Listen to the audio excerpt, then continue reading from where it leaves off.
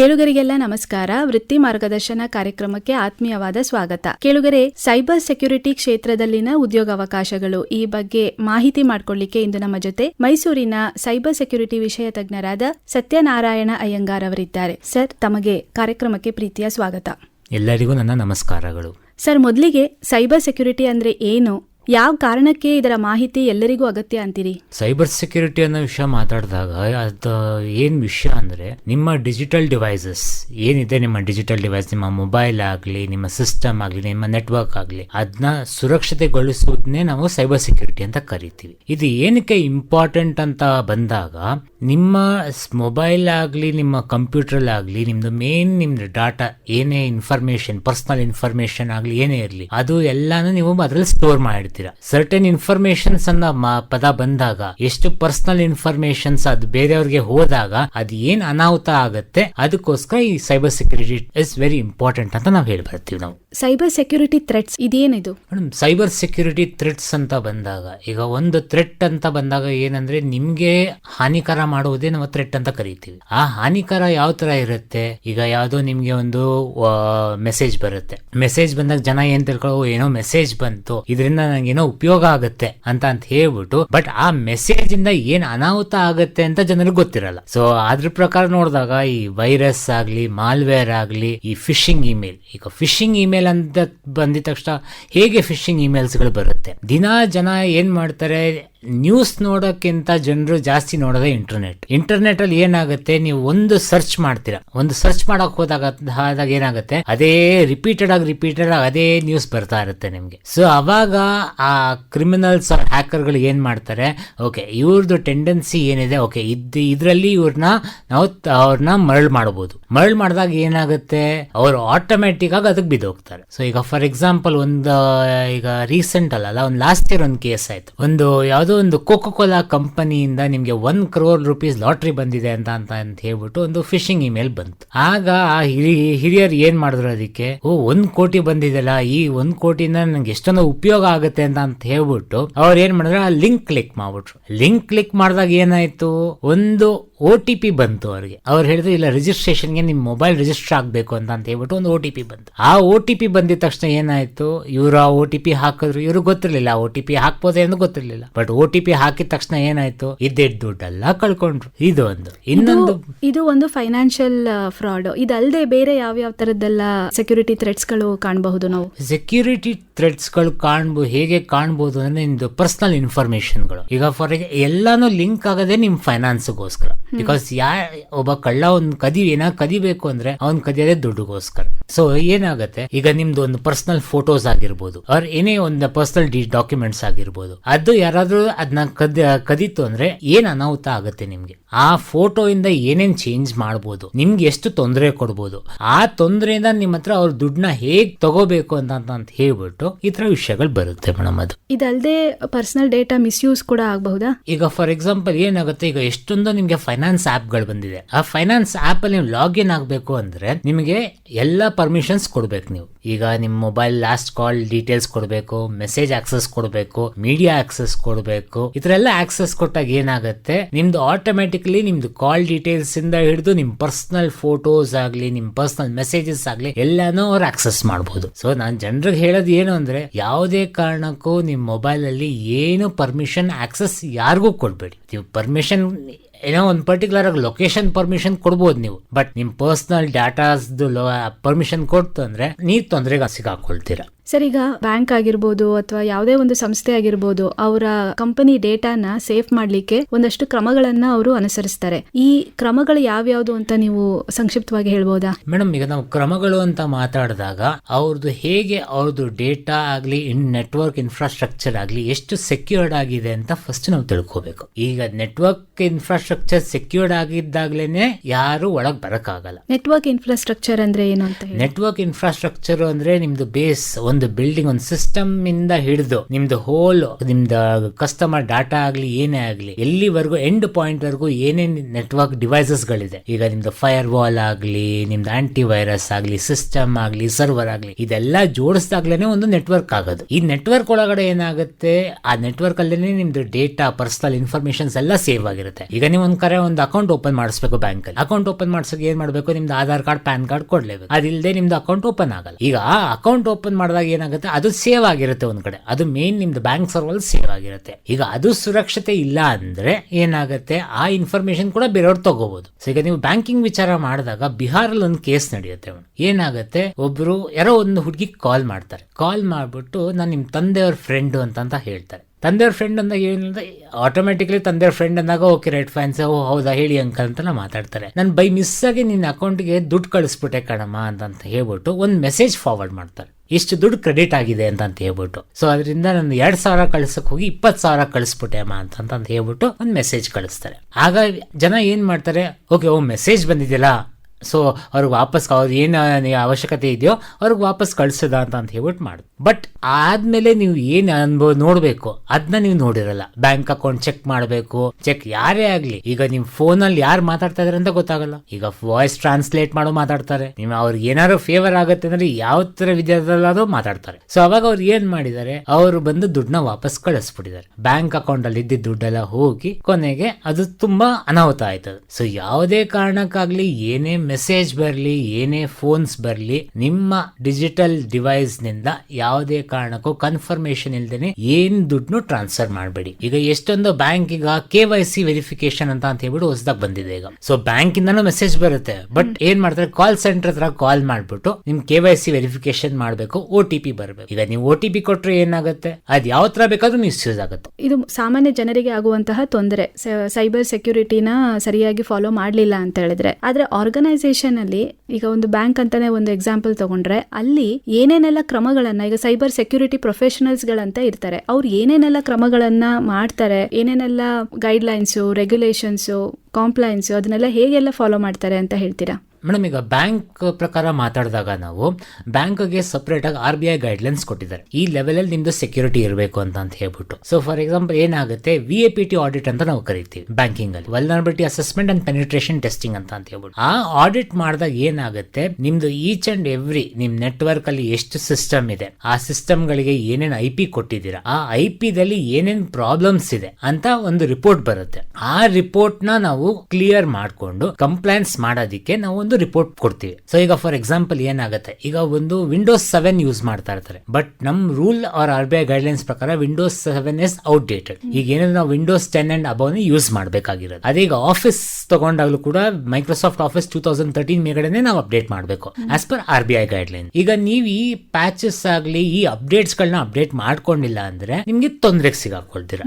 ಇದು ಸ್ಮಾರ್ಟ್ ಫೋನ್ಸ್ಗೂ ಅನ್ವಯವಾಗುತ್ತೆ. ಸ್ಮಾರ್ಟ್ ಫೋನ್ಸ್ಗೂ ಅನ್ವಯ. ಬಟ್ ಏನಂದ್ರೆ ಈಗ ಮೈಕ್ರೋಸಾಫ್ಟ್ ಅವ್ರು ಏನ್ ಮಾಡ್ತಾರೆ, ಪ್ರತಿ ಟ್ಯೂಸ್ಡೇ ಒಂದು ಪ್ಯಾಚ್ ನ ಅಪ್ಡೇಟ್ ಮಾಡ್ತಾರೆ. ಯಾಕಂದ್ರೆ ಅಲ್ಲಿ ಮೈಕ್ರೋಸಾಫ್ಟ್ ಅವ್ರು ಕೆಲಸ ಮಾಡ್ಬೇಕಾದ್ರೆ ಏನ್ ಮಾಡ್ತಾರೆ, ಏನೇನ್ ತೊಂದರೆಗಳಿದೆ ಅದಕ್ಕೆ ಅಂತ ಒಂದು ಪ್ಯಾಚ್ ರೆಡಿ ಮಾಡ್ತಾರೆ. ಈ ಪ್ಯಾಚಸ್ ಅಂತ ಏನಾಗುತ್ತೆ, ಈಗ ಒಂದಕ್ಕೆ ಲೂಪ್ ಹೋಲ್ ಇದ್ದಾಗ ಆ ಲೂಪ್ ಹೋಲ್ ಇಂದ ನಾವು ಹೇಗೆ ಹೊರಡೆ ಬರಬೇಕು, ಜನರಿಗೆ ತೊಂದರೆ ಆಗಬಾರ್ದು ಅಂತ ಹೇಳ್ಬಿಟ್ಟು ಒಂದು ಪ್ಯಾಚ್ ರೆಡಿ ಮಾಡ್ತಾರೆ. So weekly once every Tuesday ಬಂದು ಆ ಪ್ಯಾಚಸ್ ರಿಲೀಸ್ ಮಾಡ್ತಾರೆ. ಅದೇ ನಿಮ್ ಮೊಬೈಲ್ ಡಿವೈಸಸ್ ನೋಡಿದಾಗ ನಿಮ್ಗೆ ಹಾರ್ಡ್ಲಿ ಒಂದು 3 months 6 months ನಿಮ್ಗೆ ಅಪ್ಡೇಟ್ಸ್ ಬರ್ತಾ ಇರುತ್ತೆ. ಈಗ ಆಂಡ್ರಾಯ್ಡ್ ಬಂದು 14 ಸೀರೀಸ್ ಅಲ್ಲಿ ಅಪ್ಡೇಟ್ಸ್, ಈ ಇದರಲ್ಲಿ ಅಪ್ಡೇಟ್ಸ್ ಮಾಡ್ತಾ ಇರ್ಬೇಕು. ಆದಷ್ಟು ಎಷ್ಟು ನೀವು ಅಪ್ಡೇಟ್ ಮಾಡ್ಕೊಳ್ತೀರಾ ನಿಮ್ ಡಿವೈಸಸ್ ನ, ಅಷ್ಟು ನಿಮ್ಗೆ ಒಳ್ಳೇದಾಗುತ್ತೆ. ಆರ್ಗನೈಸೇಷನ್, ಕಂಪನಿಗಳು ಕೂಡ ಈ ಸೆಕ್ಯೂರಿಟಿ ಪ್ಯಾಚಸ್ ನ ಅಪ್ಡೇಟ್ ಮಾಡ್ತಾ ಇರ್ತಾರೆ. ಸೆಕ್ಯೂರಿಟಿ ಪ್ಯಾಚಸ್ ಅನ್ನೋದಕ್ಕಿಂತ ಈ ಎವ್ರಿ ನೆಟ್ವರ್ಕ್ ಇನ್ಫ್ರಾಸ್ಟ್ರಕ್ಚರ್, ಈಗ ಒಂದು ಡಿವೈಸ್, ಈಗ ಬೇಸ್ ಅಂದ್ರೆ ನಾವು ಫೈರ್ ವಾಲ್ ನೇ ಬೇಸ್ ಅಂತ ಕರಿತೀವಿ. ಯಾಕಂದ್ರೆ ಅಲ್ಲೇ ನಾವು ರೂಲ್ಸ್ ನ ಇಂಪ್ಲಿಮೆಂಟ್ ಮಾಡ್ತೀವಿ. ಈಗ ರೂಲ್ಸ್ ಇಂಪ್ಲಿಮೆಂಟ್ ಮಾಡಿದಾಗ ಅಲ್ಲಿ ಯಾವ ತರ ರೂಲ್ಸ್ ಇಂಪ್ಲಿಮೆಂಟ್ ಮಾಡ್ತೀವಿ ಆ ತರ ನಿಮ್ ನೆಟ್ವರ್ಕ್ ವರ್ಕ್ ಆಗುತ್ತೆ. ಈಗ ಫಾರ್ ಎಕ್ಸಾಂಪಲ್ ಏನಾಗುತ್ತೆ, ಈಗ ನಿಮ್ಮ ಬ್ಯಾಂಕ್ ಅಲ್ಲಿ 10 ಜನ ಕಸ್ಟಮರ್ಸ್ ಇದ್ದಾರೆ, ಅವ್ರು ವರ್ಕ್ ಮಾಡಿದಾಗ ಇದರಲ್ಲಿ ಯಾವ ಎಂಪ್ಲಾಯಿ ಈ ಸಿಸ್ಟಮ್ ಯೂಸ್ ಮಾಡಬಹುದು, ಯಾವ ಎಂಪ್ಲಾಯಿ ಈ ಸಿಸ್ಟಮ್ ಯೂಸ್ ಮಾಡಕ್ಕಾಗಲ್ಲ, ಈ 10 ಜನ ಬಿಟ್ಟು ಬೇರೆ ಯಾರು ಬರ್ಬೋದು, ಬೇರೆ ಯಾರು ಒಳಗೆ ಬರಕ್ಕಾಗಲ್ಲ ಅಂತ ಹೇಳ್ಬಿಟ್ಟು ಅಲ್ಲಿ ಏನ್ ರೂಲ್ಸ್ ನಾವು ಡಿಸೈನ್ ಮಾಡ್ತೀವಿ ಅದ್ರ ಪ್ರಕಾರ ನಾವು ಸೆಕ್ಯೂರ್ಡ್ ಆಗಿ ಇಟ್ಕೋಬಹುದು. ಆಕ್ಸೆಸ್ ಮ್ಯಾನೇಜ್ಮೆಂಟ್ ನಿಮ್ದು ಡಿವೈಸ್ ಆಗ್ಲಿ, ಡಾಟಾ ಆಗ್ಲಿ, ಎವ್ರಿಥಿಂಗ್ ಇಸ್ ಸ್ಟೋರ್. ಈಗ ಫಾರ್ ಎಕ್ಸಾಂಪಲ್ ಒಂದು XYZ ಎಂಪ್ಲಾಯಿ ಇದ್ರು, XYZ ಎಂಪ್ಲಾಯಿಗೆ ಒಂದು IP ಅಡ್ರೆಸ್ ಕೊಡ್ತಾರೆ. ಆ IP ಅಡ್ರೆಸ್ ಅವ್ರು ಮಾತ್ರ ಅದನ್ನ ಆಕ್ಸೆಸ್ ಮಾಡಕ್ಕಾಗೋದು. ಅದನ್ನ ನಾವು ವೈಟ್ ಲಿಸ್ಟಿಂಗ್ ಆಫ್ IPs ಅಂತ ಕರಿತೀವಿ. ಈ ವೈಟ್ ಲಿಸ್ಟಿಂಗ್ ಆಫ್ IPs ಅನ್ನ ಮಾಡಿದಾಗ ಈ ಪರ್ಮಿಷನ್, ಈ ಗೇಟ್ ಒಳಗೆ ಈ ಪರ್ಸನ್ ಎಂಟ್ರಿ ಆಗ್ಬೋದು ಅನ್ನೋದನ್ನ ನಾವು ಹೇಳ್ತೀವಿ ಮೇಡಮ್. ಅನ್ನ ಸೊ ಸೈಬರ್ ಸೆಕ್ಯೂರಿಟಿ ಅಂತಂದ್ರೆ ಒಂದು ಅಲ್ಲಿ data protection, personal data protection, ಎರಡನೇದು ಸೆಕ್ಯೂರಿಟಿ ಥ್ರೆಟ್ಸ್ ಗಳನ್ನ ಅವಾಯ್ಡ್ ಮಾಡುವಂತದ್ದು, ಮೂರನೇದು ಆಕ್ಸೆಸ್ ಮ್ಯಾನೇಜ್ಮೆಂಟ್. ಇವು ಮೂರು ಕ್ರಮಗಳನ್ನ ಯಾವುದೇ ಒಂದು ಸಂಸ್ಥೆ ಮಾಡಿರ್ಲೇಬೇಕು. ಯಾವುದೇ ಒಂದು ಸಂಸ್ಥೆ ಅದು ಮಾಡಿರ್ಲೇಬೇಕು ಅನ್ನೋಕೆ ಇಟ್ ಇಸ್ ಮ್ಯಾಂಡೇಟರಿ. ಅದು ಮ್ಯಾಂಡೇಟರಿ. ಅದು ನಾವು ಈಗ IT ಆಗ್ಲಿ ಬೇರೆ ಫೀಲ್ಡ್ ಹೋದಾಗ ಏನಾಗುತ್ತೆ, ಅಲ್ಲಿ ಅವ್ರ ಹತ್ರ ಪರ್ಸನಲ್ ಡಾಟಾಸ್ ಇರುತ್ತೆ. ಈಗ ಫಾರ್ ಎಕ್ಸಾಂಪಲ್ ಒಂದು ಕಾರ್ ಮ್ಯಾನುಫ್ಯಾಕ್ಚರಿಂಗ್ ಕಂಪನಿ, ಈಗ ಕಾರ್ ಮ್ಯಾನುಫ್ಯಾಕ್ಚರಿಂಗ್ ಕಂಪನಿ ತಗೊಂಡಾಗ ಏನಾಗುತ್ತೆ, ಅವರು ಒಂದು ಡಿಸೈನ್ ಮಾಡ್ತಾರೆ. ಆ ಡಿಸೈನ್ ಮಾಡ್ಬಿಟ್ಟು ಆ ಪೇಟೆಂಟ್ ತಗೊಳ್ತಾರೆ. ದಟ್ ಇಸ್ ಈ ಡಿಸೈನ್ ನಾವು ಯಾರು ಕಾಪಿ ಮಾಡಬಾರ್ದು ಅಂತ ಒಂದು ಪೇಟೆಂಟ್ ತಗೊಳ್ತಾರೆ. ಆ ಪೇಟೆಂಟ್ ನ ಬೇರೆ ಯಾರು ತಗೊಳ್ತು ಅಂದ್ರೆ, ಕದೀತು ಅಂದ್ರೆ ಏನಾಗುತ್ತೆ, ಸೊ ಇವ್ರು ಮಾಡೋದೆಲ್ಲ ವ್ಯರ್ಥ ಆಗೋಗುತ್ತೆ. ಸೊ ಅಲ್ಲಿ ಡೇಟಾ ಪ್ರೊಟೆಕ್ಷನ್ ಹೌದು ಮೇನ್. ಸೊ ನಾವು ಫೈನಾನ್ಸ್ ಫೀಲ್ಡ್ ಅಲ್ಲಿ ನಿಮ್ದು ಫೈನಾನ್ಷಿಯಲ್ ಪ್ರೊಟೆಕ್ಷನ್ ಮಾಡ್ತೀವಿ, IT ಸೆಕ್ಟರ್ಸ್ ಅಲ್ಲಿ ನಿಮ್ ಡೇಟಾ ಪ್ರೊಟೆಕ್ಷನ್ ಆಗುತ್ತೆ. ಪರ್ಸನಲ್ ಜನರಿಗೆ ಬಂದು ಅವ್ರದ್ದು ಪರ್ಸನಲ್ ಇನ್ಫಾರ್ಮೇಶನ್ ಗಳು ಸೆಕ್ಯೂರ್ ಮಾಡ್ಕೋಬೇಕು ಮೇಡಮ್. ಈ ಮಾಲ್ವೇರ್, ಫಿಶಿಂಗ್ ಮತ್ತೆ ಈ ಸ್ಪೈವೇರ್ ಆ ತರದೆಲ್ಲ ಇರುತ್ತಲ್ಲ ಸರ್, ಇದನ್ನ ಅವಾಯ್ಡ್ ಮಾಡ್ಲಿಕ್ಕೆ ಏನ್ ಮಾಡಬಹುದು ಅಂತ ಹೇಳ್ತೀರಾ? ನಿಮ್ಮ ಸಲಹೆ ಏನು?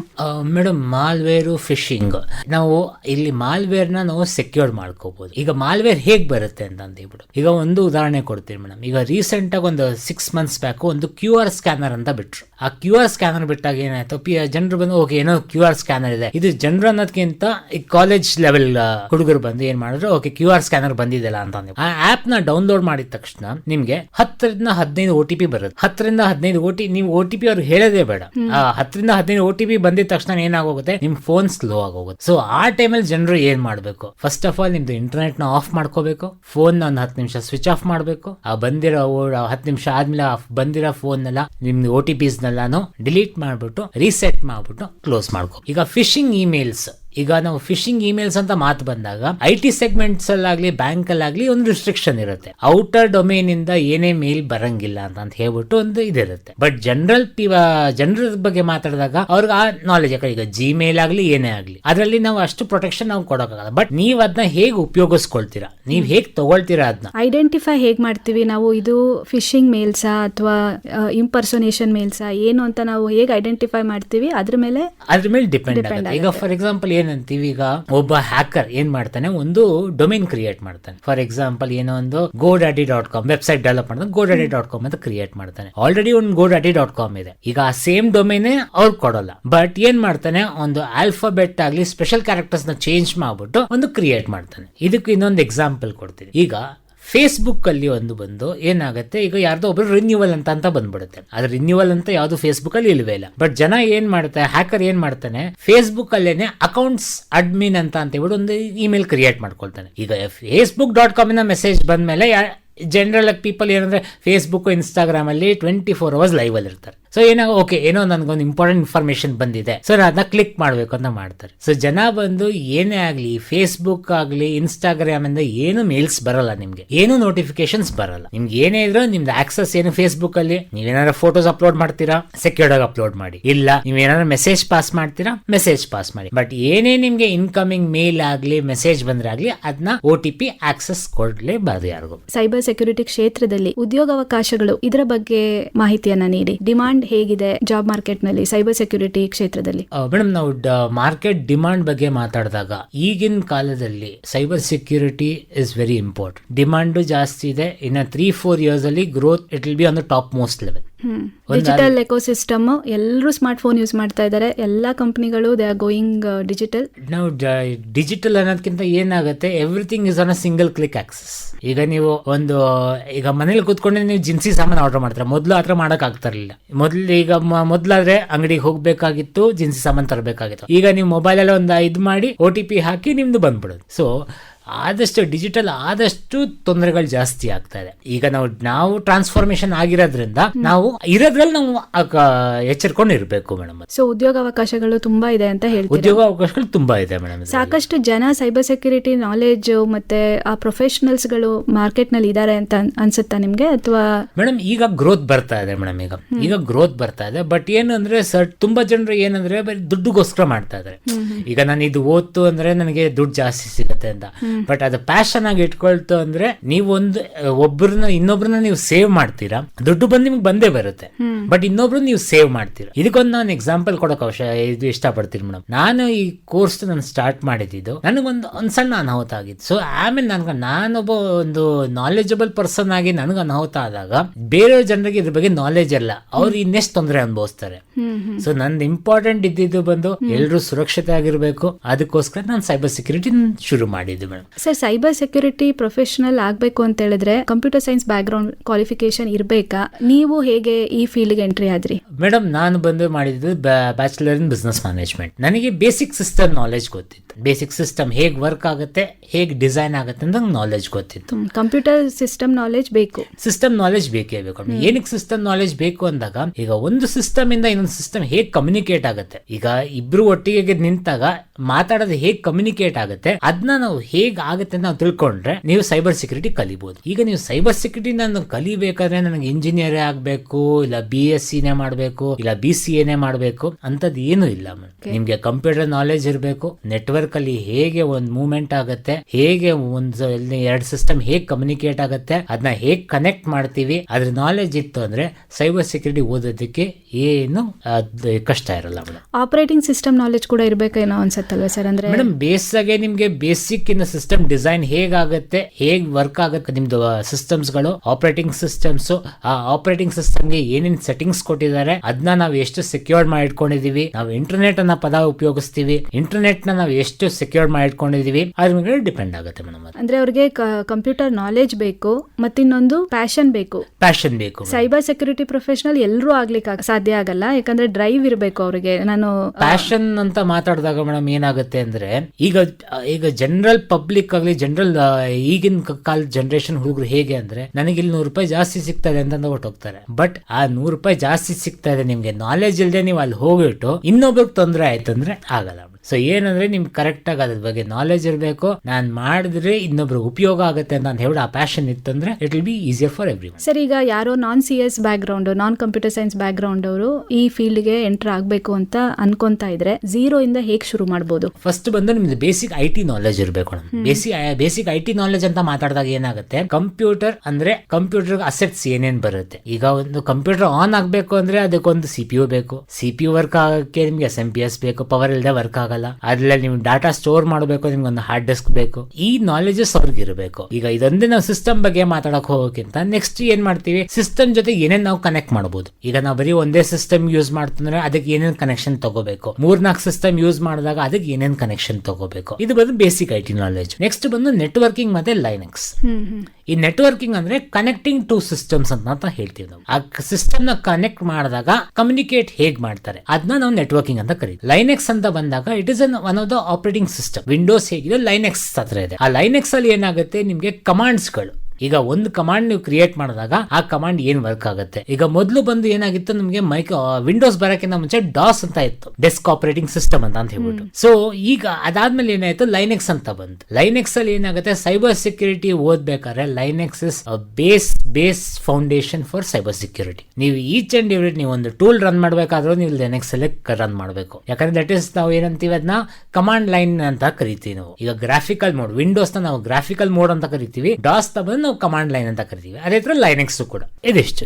ಇದಾದ್ಮೇಲೆ ಬೇರೆ ಏನ್ ಮಾಡಬಹುದು ಅವರು? ಅಂದ್ರೆ ಯಾಕಂದ್ರೆ ಜಸ್ಟ್ ಬರೀ ಅವರು ನಾಲೆಜ್ ಇದ್ರೆ ಅವರು ಈ ಫೀಲ್ಡ್ ಎಂಟರ್ ಆಗೋಕ್ ಸಾಧ್ಯ ಇಲ್ಲ ಅಲ್ವಾ? ಅವರು ಹ್ಯಾಂಡ್ಸ್ ಆನ್ ಎಕ್ಸ್ಪೀರಿಯನ್ಸ್ ಬೇಕು, ಕೆಲವೊಂದು ಸರ್ಟಿಫಿಕೇಶನ್ ಬೇಕಾಗಬಹುದು. ಇದ್ರ ಬಗ್ಗೆ ಮಾತನಾಡಿ ಸರ್. ಹ್ಯಾಂಡ್ಸ್ ಆನ್ ಎಕ್ಸ್ಪೀರಿಯನ್ಸ್ ಮಾತಾಡಕ್ ಹೋದಾಗ ಆನ್ಲೈನ್ ಅಲ್ಲೇ ಈಗ 3-4 ಪ್ಲಾಟ್ಫಾರ್ಮ್ ಬಿಟ್ಟಿದ್ದಾರೆ. ಓಕೆ, ಅದರಲ್ಲಿ they can learn many things. ಈಗ ಒಂದು for example try hack me ಅಂತ ಅಂತಿದೆ, ಹ್ಯಾಕ್ ದ ಬಾಕ್ಸ್ ಅಂತ ಅಂತಿದೆ. ಇದೆಲ್ಲ ಇನ್ ಪ್ಲೇ ಗ್ರೌಂಡ್ಸ್? ಸೊ ಇಲ್ಲ, ದಿಸ್ ಇಸ್ ಪ್ಲಾಟ್ಫಾರ್ಮ್. ಇದು ಯಾವ ತರ ಪ್ಲಾಟ್ಫಾರ್ಮ್ ಅಂತಂದ್ರೆ, ನಿಮ್ದು ಎಕ್ಸ್ಪೀರಿಯನ್ಸ್ ಹೇಗೆ ಎಕ್ಸ್ಪೀರಿಯನ್ಸ್ ಆಗ್ತೀರಾ. ಈಗ ಫಾರ್ ಎಕ್ಸಾಂಪಲ್ ಏನೋ ಒಂದು ನಾವು ಫ್ಲಾಗ್ ಅಂತ ಕರಿತೀವಿ, ಆ ಫ್ಲಾಗ್ ನಾವು ಹೋಗಿ ಹುಡುಕ್ಬೇಕು. ಆ ಫ್ಲಾಗ್ ಹುಡುಕೋದಕ್ಕೆ ಏನಾಗುತ್ತೆ, 2-3 ಕಮಾಂಡ್ಸ್ ರನ್ ಮಾಡಬೇಕು, ಲಿನಕ್ಸ್ ಕಮಾಂಡ್ಸ್ ರನ್ ಮಾಡಬೇಕು. ಅದು ರನ್ ಮಾಡಿದಾಗಲೇ ನೀವು ಹೋಗಿ ಎಂಡ್ ಪಾಯಿಂಟ್ ಗೆ ನೀವು ತಲುಪಕ್ಕಾಗೋದು. ಸೇಮ್ ಈಗ ಪೋರ್ಟ್ಸ್ ಫಿಗರ್ ಕೂಡ ಹಂಗೇನೆ. ಈಗ ಪೋರ್ಟ್ಸ್ ಫಿಗರ್ ಅಲ್ಲಿ ಏನಾಗುತ್ತೆ, ನಿಮ್ಗೆ ಫಾರ್ ಎಕ್ಸಾಂಪಲ್ ಏನಾಯ್ತು, ಈಗ ಈ ಸಿಸ್ಟಮ್ ಇಂದ ಇನ್ನೊಂದು ಸಿಸ್ಟಮ್ ಕಮ್ಯುನಿಕೇಟ್ ಆಗಬೇಕು. ಇದಂದ್ರೆ ಗ್ರಾಫಿಕಲ್ ಗೇಮ್ ತರ ಇದೆ, ಗ್ರಾಫಿಕಲ್ ಗೇಮ್ ತರ. ಸೊ ಈ ಜಾಗದಿಂದ ಈ ಡೋರ್ ಇಂದ ನೆಕ್ಸ್ಟ್ ಡೋರ್ ನೀವು ದಾಟೋದಕ್ಕೆ ಒಂದು ಕೋಡ್ ಕ್ರಿಯೇಟ್ ಮಾಡಬೇಕು, ಆ ಕೀನ ಹುಡುಕ್ಬೇಕು. ಸೊ ಆ ತರ ಪೋರ್ಟ್ಸ್ ಫಿಗರ್ ಓಪನ್ ಆಗುತ್ತೆ. ನೀವೀಗ ಸರ್ಟಿಫಿಕೇಶನ್ ಅಂತ ಮಾತಾಡಿದಾಗ ಏನಾಗುತ್ತೆ, ಈಗ ಒಂದು VAPT ಆಡಿಟ್ ಮಾಡಬೇಕು ಅಂದ್ರೆ he should be CH certified. That is ನಾವ್ ಏನಂತೀವಿ ಸರ್ಟಿಫೈಡ್ ಎಥಿಕಲ್ ಹ್ಯಾಕರ್. ಈಗ ಜನರು ಏನ್ ತಿಳ್ಕೊಳ್ತಾರೆ, ಎಥಿಕಲ್ ಹ್ಯಾಕರ್ ಅಂದ ತಕ್ಷಣ ಸರ್ ಅವರು ಹ್ಯಾಕರ್ ಅಲ್ವಾ ಸರ್ ಅಂತ ತಿಳ್ಕೊಳ್ತಾರೆ. ಬಟ್ ಹ್ಯಾಕರ್ ವಿಧದಲ್ಲಿ ನಾವು ಹೋಗಿ ಅವ್ರು ಹೇಗೆ ಇದನ್ನ ಹ್ಯಾಕ್ ಮಾಡಿದಾರೆ ಅಂತ ಕಂಡುಹಿಡಿದ್ರೆ ನಾವು ಎಥಿಕಲ್ ಹ್ಯಾಕರ್ ಅಂತ ಕರಿತೀವಿ. ಆಮೇಲೆ ನೆಕ್ಸ್ಟ್ ಬಂದು ನಿಮ್ದು ಕಾಂಪ್ಟಿಯಾ ಅಂತ ಇದೆ, CISSP ಇದೆ, ಆಮೇಲೆ ಇದನ್ನ ಸಾಕ್ ಕೂಡ ಇದೆ. ಸಾಕ್ ಬಂದು ಏನಂದ್ರೆ it is a security operation centre. ಈಗ ಫೈನಾನ್ಷಿಯಲ್ ಆಗ್ಲಿ ಎನಿ IT ಸೆಗ್ಮೆಂಟ್ ಅಲ್ಲಿ ಆಗ್ಲಿ ಏನಾಗುತ್ತೆ, ಈ ಸಾಕ್ ಅನ್ನೋ ಪದ ಉಪಯೋಗಿಸಿದಾಗ 24/7 ಮಾನಿಟರ್ ಮಾಡ್ತಾ ಇರ್ತಾರೆ. ಏನ್ ಮಾನಿಟರ್ ಮಾಡ್ತಾ ಇರ್ತಾರೆ ಅಂದ್ರೆ ಈಗ ಈ ನೆಟ್ವರ್ಕ್ ಅಲ್ಲಿ ಟ್ರಾಫಿಕ್ ಹೇಗೆ ಹೋಗ್ತಾ ಇದೆ, ಸಿಸ್ಟಮ್ ಸ್ಲೋ ಆಗ್ತಾ ಇದೆಯಾ, ಯಾವ ಕಾರಣದಿಂದ ಸಿಸ್ಟಮ್ ಸ್ಲೋ ಆಗ್ತಾ ಇದೆ, ಅದನ್ನ ಮಾನಿಟರ್ ಮಾಡ್ತಾರೆ, ನಾವು ಸಾಕ್ ಅಂತ ಕರಿತೀವಿ. ನೆಕ್ಸ್ಟ್ ಬಂದು ನಾವು ಪೆನಿಟ್ರೇಷನ್ ಟೆಸ್ಟಿಂಗ್ ಅಂತ ಕರಿತೀವಿ. ಈಗ ಪೆನಿಟ್ರೇಷನ್ ಟೆಸ್ಟಿಂಗ್ ಅಂದ್ರೆ ಏನು, ಈಗ ನಾವು ಒಂದು ಸಿಸ್ಟಮ್ ಇಂದ ಇನ್ನೊಂದು ಸಿಸ್ಟಮ್ ಹೋಗಿ ನೋಡ್ತಾ ಇರ್ತೀವಿ. ಚೆಕ್ ಮಾಡಿದಾಗ ಏನಾಗುತ್ತೆ, ಬೇರೆಯವ್ರ ಹೊರಗಡೆ ಕೂತ್ಕೊಂಡು ಆ ಸಿಸ್ಟಮ್ ಒಳಗೆ ಲಾಗಿನ್ ಆಗಕ್ಕಾಗತ್ತಾ ಅದನ್ನ ಚೆಕ್ ಮಾಡಿದ್ರೆ ನಾವು ಪೆನಿಟ್ರೇಷನ್ ಟೆಸ್ಟಿಂಗ್ ಅಂತ ಹೇಳ್ತೀವಿ. ನೆಕ್ಸ್ಟ್ ಬಂದು ಡಿಜಿಟಲ್ ಫಾರೆನ್ಸಿಕ್ಸ್ ಬರುತ್ತೆ. ಡಿಜಿಟಲ್ ಫಾರೆನ್ಸಿಕ್ಸ್ ಅಂದ್ರೆ ಏನು, ಈಗ ಒಂದು IT ಸೆಗ್ಮೆಂಟ್ ಅಲ್ಲಿ ಒಂದು ಡಾಟಾ ಲಾಸ್ ಆಯ್ತು. ಸೊ ಡಾಟಾ ಲಾಸ್ ಆಯ್ತು ಅಂದಾಗ ಅದು ಹೇಗೆ ಲಾಸ್ ಆಯ್ತು ಅದನ್ನ ನಾವು ಇಮೇಜ್ ತಗೊಳ್ತೀವಿ, ಇಮೇಜ್ ತಗೊಂಡು ಅಟಾಪ್ಸಿ ಮಾಡ್ತೀವಿ. ಯಾರೋ ಒಬ್ರು ತೀರ್ಕೊಂಡಿದ್ದಾರೆ, ಒಂದು ಕ್ರಿಮಿನಲ್ ಇದ್ರಲ್ಲಿ ತೀರ್ಕೊಂಡಿದ್ದಾರೆ. ಸೊ ಹಾಸ್ಪಿಟಲ್ ಕರ್ಕೊಂಡು ಏನ್ ಮಾಡ್ತಾರೆ, ಪೋಸ್ಟ್ ಮಾರ್ಟಮ್ ಏನಕ್ಕೆ ಮಾಡ್ತಾರೆ, ಯಾವ ಕಾರಣದಿಂದ ಇವ್ರು ತೀರ್ಕೊಂಡಿದ್ದಾರೆ. ಅದೇ ತರ ನಾವು IT ದಲ್ಲೂ ಕೂಡ ನಾವು ಡಿಜಿಟಲ್ ಫಾರೆನ್ಸಿಕ್ಸ್ ಅಂತ ಕರಿತೀವಿ. The same way we do the digital forensics in IT also. Okay, so ಈ ಡಿಜಿಟಲ್ ಫಾರೆನ್ಸಿಕ್ಸ್ ಆಗಿರ್ಬೋದು ಅಥವಾ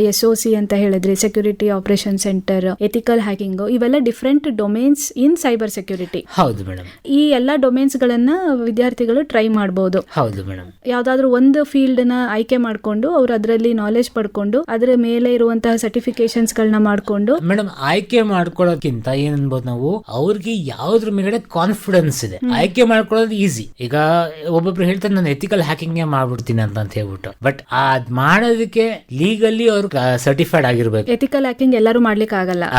ಲೀಗಲಿ ಅವ್ರು ಸರ್ಟಿಫೈಡ್ ಆಗಿರ್ಬೇಕು. ಏನೇ ತೊಂದ್ರೆ ಅನ್ನೋ ಹೀಸ್ ಲಯಬಲ್. ಕಂಪನಿಗಳು ಎಥಿಕಲ್ ಹ್ಯಾಕರ್ಸ್ ಅಂತ ರೆಕ್ರೂಟ್ ಮಾಡ್ಕೊಂತಾರಲ್ವಾ? ಹೌದು ಮೇಡಮ್. ಕಂಪನಿಗಳಿಗೆ ಅವರು ಬೇಕಾಗತ್ತೆ ಎಥಿಕಲ್ ಹ್ಯಾಕರ್ಸ್. ಮೇಡಮ್, ಈಗ ಕಂಪನಿಗಳಂತ ಮಾತಾಡಕ್ ಹೋದಾಗ ಎಥಿಕಲ್ ಹ್ಯಾಕರ್ಸ್ ಅವ್ರು ಏನಕ್ಕೆ ತಗೊಳ್ತಾರೆ ಅಂದ್ರೆ ಅವ್ರದ್ದು ಡಾಟಾ ಏನು ಲೂಸ್ ಆದ್ರೆ ಹೇಗ್ ಲೂಸ್ ಆಯ್ತು ಅಂತ ನಾನು ಸೇಫ್ ಮಾಡ್ಕೊಳ್ಳೋದು ಎಥಿಕಲ್ ಹ್ಯಾಕರ್ ತಗೊಳ್ತಾರೆ. ಬಟ್ ಕಂಪನಿ ಅವರು they are liable to take or employ an ethical hacker. ಏನೇ ಪ್ರಾಬ್ಲಮ್ ಆದ್ರೂ ಕೂಡ ಕಂಪನಿ ಇಸ್ ಲಯಬಲ್. ಸೊ ಹಾಗಾಗಿ ಇದು ಕೂಡ ಒಂದು ಜಾಬ್ ಪ್ರೊಫೈಲ್, ಎಥಿಕಲ್ ಹ್ಯಾಕರ್ಸ್ ಕೂಡ ಒಂದು ಜಾಬ್ ಪ್ರೊಫೈಲ್. ಸೊ ಇದಲ್ದೇನೆ ಬೇರೆ ಯಾವ್ಯಾವ ರೀತಿಯಾದಂತಹ jobs, roles, responsibilities security professionals ಗಳಿರುತ್ತೆ ಅಂತ? ಮೇಡಮ್, ಈಗ ಕ್ಲೌಡ್ ಸೆಕ್ಯೂರಿಟಿ ಅಂತ ಅಂದಿದೆ. ಈಗ ನಾವು ಕ್ಲೌಡ್ ಸೆಕ್ಯೂರಿಟಿ ಅಂತ ಮಾತಾಡಿದಾಗ ಏನಾಗುತ್ತೆ, ಈಗ ಎಲ್ಲರೂ ಏನ್ ಮಾಡ್ತಾ ಇದ್ರೆ ಇನ್ ಬಿಲ್ಟ್ ಸರ್ವರ್ಸ್ ಇಟ್ಕೊಳ್ತಾ ಇಲ್ಲ, ಎಲ್ಲರೂ ಈಗ ಕ್ಲೌಡ್ ಕೊಟ್ಬಿಡ್ತಾ ಇದ್ರೆ.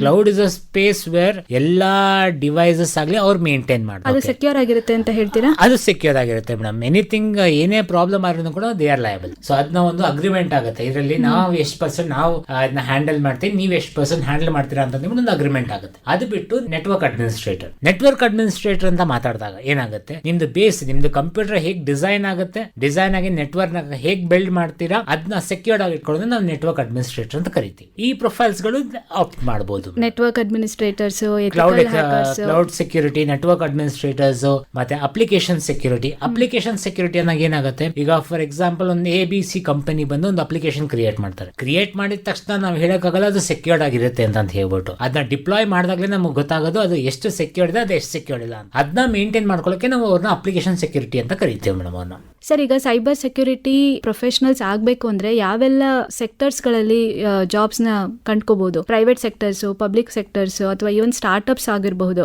ಎಲ್ಲಿ ನಿಮ್ಗೆ ಅವಕಾಶಗಳು ಜಾಸ್ತಿ ಇದೆ ಅಂತ ಅನ್ಸುತ್ತೆ? ಮೇಡಮ್, ಈಗ ಆಲ್ಮೋಸ್ಟ್ ಎಲ್ಲಾ ಸೆಗ್ಮೆಂಟ್ ಅಲ್ಲೂ ಅವಕಾಶ ಇದ್ದೇ ಇದೆ. ಯಾಕಂದ್ರೆ ಎಲ್ಲಾ ಸೆಗ್ಮೆಂಟ್ ಅಲ್ಲೂ ಮೇನ್ ಏನಂದ್ರೆ ಡಾಟಾ. ಈಗ ಡಾಟಾ ಎಲ್ಲೆಲ್ಲ ಸೇವ್ ಆಗುತ್ತೆ, ಅದನ್ನ ಸೆಕ್ಯೂರ್ ಮಾಡಿ ಇಟ್ಕೊಳ್ಳೋಕೆ ಬೇಕೇ ಬೇಕು. ಸೊ ಗವರ್ಮೆಂಟ್ ಸೆಕ್ಟರ್ಸ್ ಆಗ್ಲಿ, ಪ್ರೈವೇಟ್ ಸೆಕ್ಟರ್ಸ್ ಆಗ್ಲಿ, ಬ್ಯಾಂಕಿಂಗ್ ಆಗ್ಲಿ, ಫೈನಾನ್ಷಿಯಲ್ ಇನ್ಸ್ಟಿಟ್ಯೂಷನ್ಸ್, IT ಸೆಕ್ಟರ್ಸ್ ಎಲ್ಲಾ ಕಡೆಗೂ cyber security is in a very bad state needed madam. Sir, ಈಗ ನಿಮ್ದೇ ಒಂದು ಉದಾಹರಣೆ ತಗೊಳ್ಳೋದಾದ್ರೆ, ನೀವು ಸೈಬರ್ ಸೆಕ್ಯೂರಿಟಿ ಸ್ಪೇಸ್ಗೆ ಬರ್ಬೇಕಂತಂದ್ರೆ ಏನೆಲ್ಲ ಸರ್ಟಿಫಿಕೇಶನ್ಸ್ ಗಳನ್ನ ಮಾಡ್ಕೊಂಡ್ರಿ, ಯಾವೆಲ್ಲ ಕೋರ್ಸಸ್ ಗಳನ್ನ ಮಾಡ್ಕೊಂಡ್ರಿ, ಇದ್ರ ಬಗ್ಗೆ ಮಾಹಿತಿಯನ್ನ ನೀಡ್ಲಿಕ್ಕಾಗತ್ತಾ? ಮೇಡಮ್, ನಾನು 2021 ನಲ್ಲಿ ನನ್ನ ಸೈಬರ್ ಸೆಕ್ಯೂರಿಟಿ ಜರ್ನಿ ಸ್ಟಾರ್ಟ್ ಮಾಡಿದೆ ಮೇಡಮ್. ಸ್ಟಾರ್ಟ್ ಮಾಡಿ ನಾನು ಫಸ್ಟ್ ಬಂದು ಬೇಸಿಕ್ ಸೈಬರ್ ಸೆಕ್ಯೂರಿಟಿ ಕಲ್ತ್ಕೊಂಡ್ಮೇಲೆ ನಾನು ಲಿನಕ್ಸ್ ಮಾಡಿ ನಾನು ಮೈಕ್ರೋಸಾಫ್ಟ್ ಕಂಪ್ಲೀಟ್ ಮಾಡ್ಕೊಂಡೆ.